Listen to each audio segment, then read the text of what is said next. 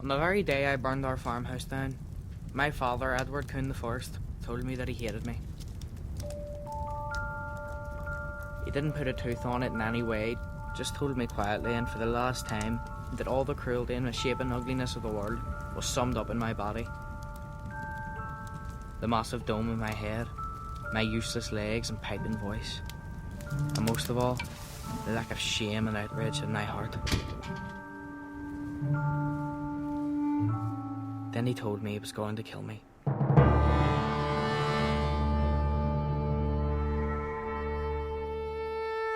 Frankly, this wasn't news to either of us.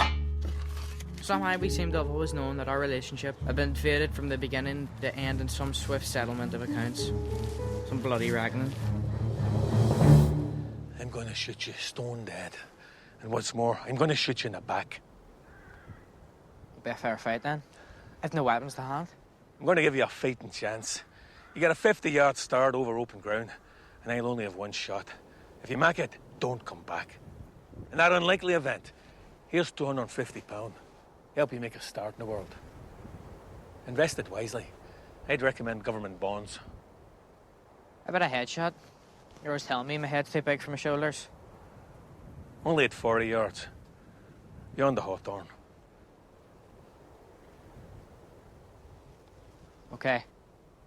Plus 90 quid. That's down to £4 a yard. It started off as 5. That's a law of diminishing returns. Take it or leave it. I'll take it.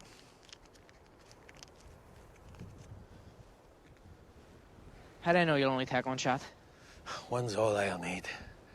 And besides, I only have one shell in the breech. If I have to reload, you'll have gained another 25 yards. At that distance, you'll be in the clear.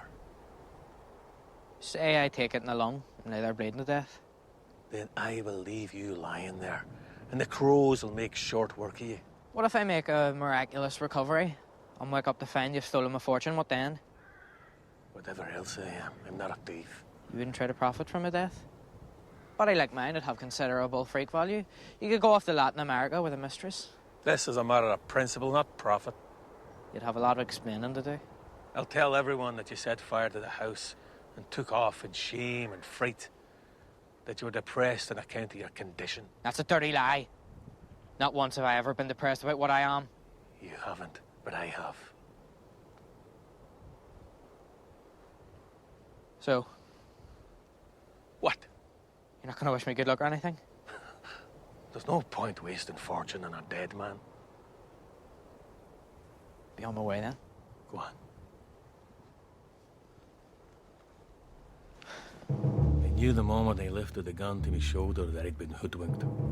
The little bastard kept me talking just long enough for the light to fade. Circumstances had changed.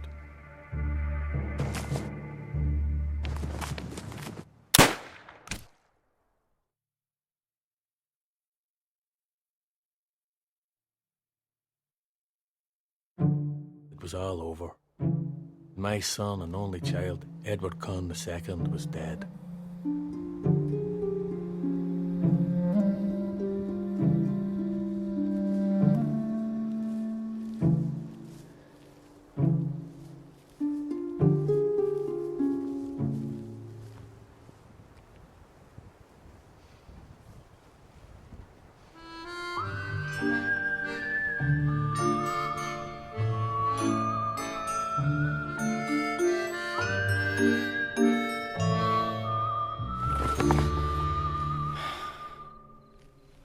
Edward was neither dead nor seriously wounded. I saw straightway that his condition placed him outside the terms of our agreement. The danger now was that he might wake in a matter of hours and wander off into the world as an imbecile with neither wit nor memory, easy prey for thieves and malefactors. This was not what we had settled on. I wanted him either dead or alive, not queering up creation further as an idiot.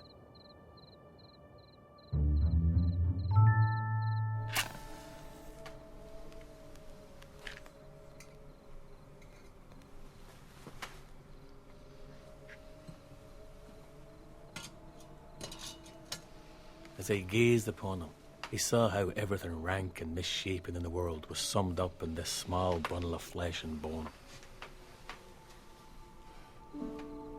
But beneath my disgust there welled also a deeper, more unspeakable feeling. It rose through me heart and leaked into me throat, swelling it and threatening to choke me.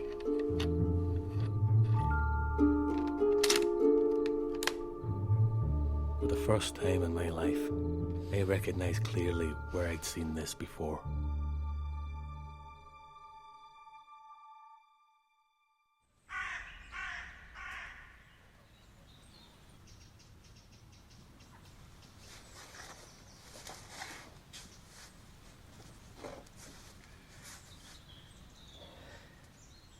You don't look like God. You're not forking stiffs into a furnace neither. What happened? They creased your skull and you fell unconscious.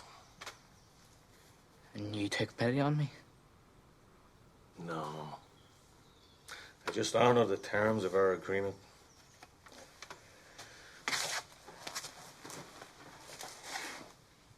Have a drink. Welcome home, so to speak. You know full well I'm a minor.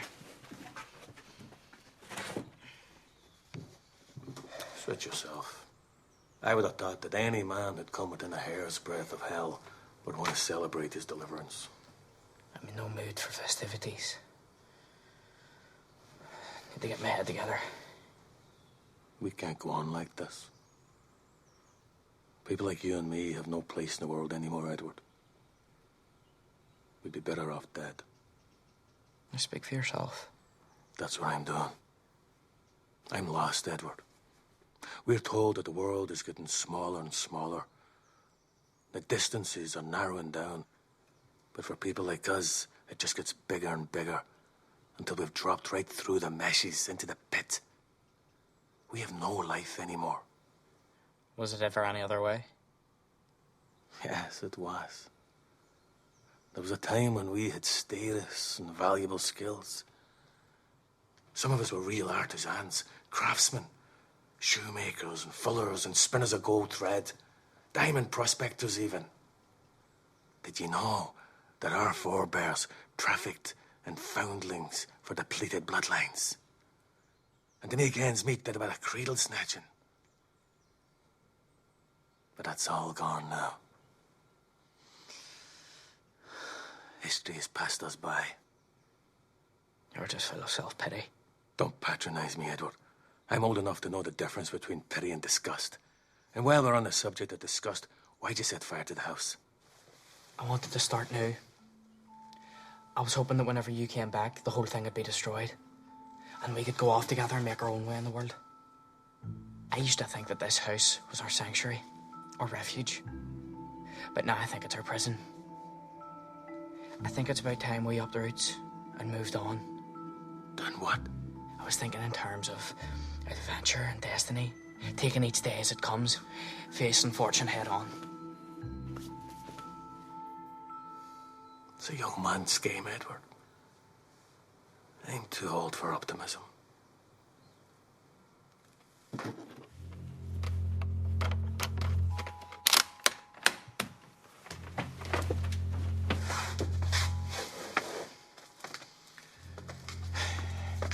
Take it. Today it's your turn. Same terms, no arguments. No, I can't. Take the gun, Edward. Take it. No. This isn't an order, Edward. It's a request.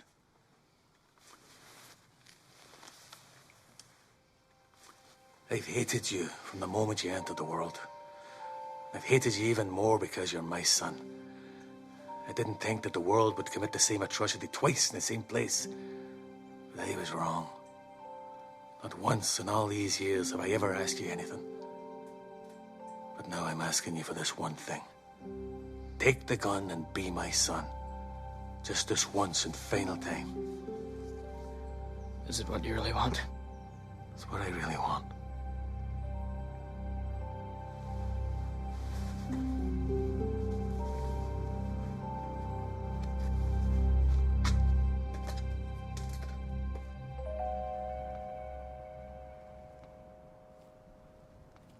The halt on, Edward. Same terms.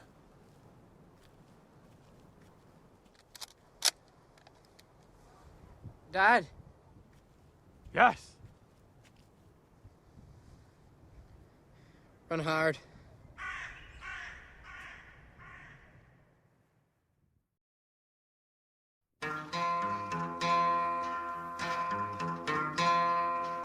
Well, there's one kind of favor I'll ask you.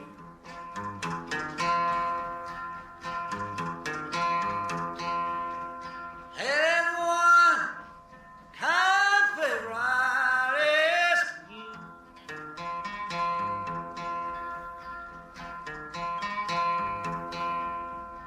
Well, there's one kind of favor I'll ask you. Please see that my grave is kept clean.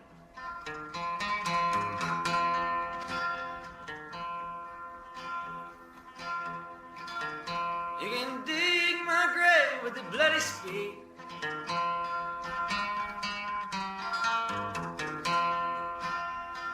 You can dig my grave with a bloody spade. You can dig my grave with a bloody spade. Please see that my digger gets well paid.